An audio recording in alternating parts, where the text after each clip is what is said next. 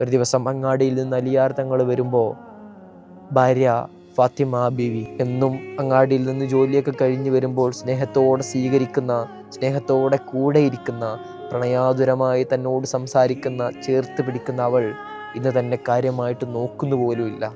ധൃതിയായിട്ട് അടുക്കള ജോലികൾ ചെയ്തു തീർക്കുകയാണ്. ലാരിതങ്ങൾ ചോദിക്കുന്നു, എന്ത് പറ്റി ഫാത്തിമ എന്ന്?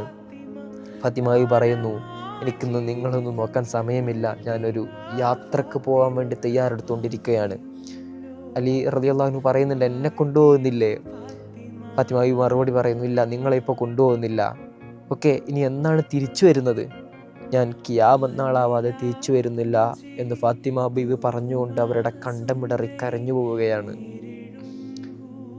എന്തു പറ്റി ഫാത്തിമ, നീ എന്താണ് ഇങ്ങനെ സംസാരിക്കുന്നത്? ഫാത്തിമ ബീവി അവിടെ നിന്ന് മറുപടി പറയുന്നു, ഇന്നലെ ഉറക്കത്തിൽ പ്രവാചകൻ്റെ ഉപ്പ സ്വപ്നത്തിൽ വന്നിരുന്നു. ഒരുപാട് നാളായില്ലേ നമ്മൾ കണ്ടിട്ട്, കാണാൻ കൊതിയാകുന്നു എന്ന് പറയുന്നു.